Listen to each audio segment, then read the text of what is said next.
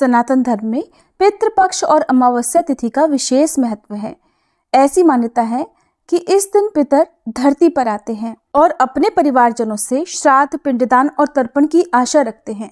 पितरों के प्रसन्न रहने पर हर प्रकार के सुख समृद्धि की प्राप्ति होती है।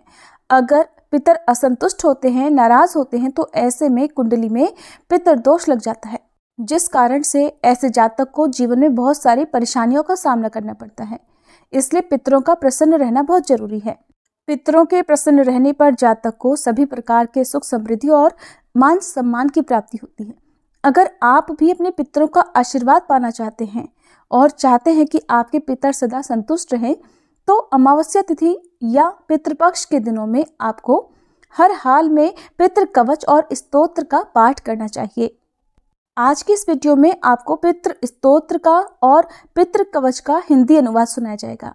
जिस भी परिवार में पितृ स्तोत्र का पाठ नियम पूर्वक किया जाता हो, उस घर के सभी सदस्य प्रसन्न और स्वस्थ रहते हैं और परिवार में कोई भी काम में बाधा नहीं आती। और जो भी साधक नियमित रूप से इस स्तोत्र का पाठ करता है, उसे नौकरी और व्यापार में तरक्की मिलती है और समाज में उसका मान सम्मान बढ़ता है। उसे कार्य क्षेत्र में हर जगह सफलता ही मिलती है। इस स्तोत्र का पाठ करने से परिवार में सुख समृद्धि आती है, घर में कभी भी कलह और लड़ाई झगड़ा नहीं होता है और घर में शांति का वातावरण बना रहता है। पितृदोष निवारण के लिए यह स्तोत्र बहुत ही लाभकारी होता है। अगर किसी को सपने में बार बार पितर दिखते हो तो उन्हें पितृ स्तोत्र का पाठ करना चाहिए। इससे बहुत लाभ मिलता है। जिस घर में पितृदोष होता है, वहां पर बनते हुए कार्य भी बिगड़ जाते हैं। परिवार के लोग बार बार बीमार पड़ने लगते हैं, धन बहुत ज्यादा खर्च होता है। तो ये सब पितृदोष के लक्षण होते हैं। मार्कंडेय पुराण में भी यह स्तोत्र वर्णित है। जो लोग नित्य इस स्तोत्र का पाठ नहीं कर पाते, वे चतुर्दशी और अमावस्या के साथ ही श्राद्ध पक्ष के दिनों में भी पाठ कर सकते हैं। कुछ व्यक्ति अपने कर्मों से पुण्य अर्जित करके देवलोक और पितृलोक में स्थान पाते हैं और फिर यहाँ अपने योग्य शरीर मिलने तक ऐसी आत्माएं निवास करती हैं। शास्त्रों में बताया गया है कि चंद्रमा के ऊपर एक अन्य लोक है जो पितरलोक कहलाता है। शास्त्रों में पितरों को देवताओं के समान पूजनीय बताया गया है। पितरों के दो रूप बताए गए हैं, देव पितर और मनुष्य पितर। देव पितर का काम होता है न्याय करना और यह मनुष्य और अन्य जीवों के कर्मों के अनुसार उनका न्याय करते हैं। भगवत गीता में भगवान श्री कृष्ण कहते हैं कि वह पितरों में अर्यमा नामक पितर हैं। ऐसा कहकर भगवान श्री कृष्ण ये स्पष्ट करते हैं कि पितर भी वही हैं। पितरों की पूजा करने से भगवान विष्णु की ही पूजा होती है। सामान्य धारणा यह है कि जिनकी मृत्यु हो जाती है वह पितर बन जाते हैं, लेकिन गरुड़ पुराण में ये जानकारी मिलती है कि मृत्यु के बाद मृतक व्यक्ति की आत्मा प्रेत रूप में यमलोक की यात्रा शुरू करती है। इस सफर के दौरान संतान द्वारा प्रदान किए गए पिंडों से प्रेत आत्मा को बल मिलता है। यमलोक में पहुंचने पर प्रेत आत्मा को अपने कर्म के अनुसार प्रेत योनि में ही रहना पड़ता है अथवा अन्य योनि प्राप्त होती है। अब सुनिए पितृ स्तोत्र का हिंदी अनुवाद। श्री मार्कंडेय पुराण में महात्मा रुचि द्वारा की गई पितरों की यह स्तुति पितृ स्तोत्र कहलाता है।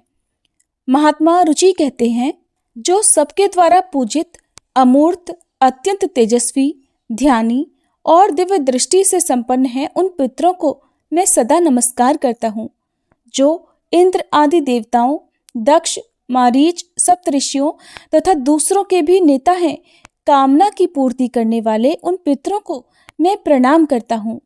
जो मनु आदि राजर्षियों, मुनीश्वरों तथा सूर्य और चंद्रमा के भी नायक हैं, उन समस्त पितरों को मैं जल और समुद्र में भी नमस्कार करता हूँ।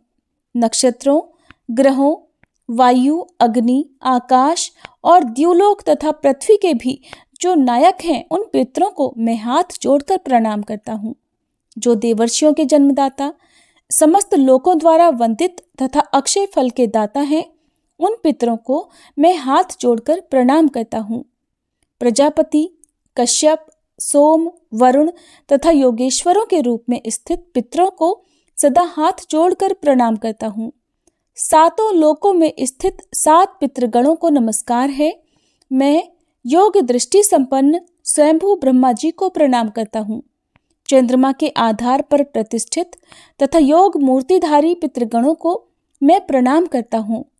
साथ ही संपूर्ण जगत के पिता सोम को नमस्कार करता हूँ।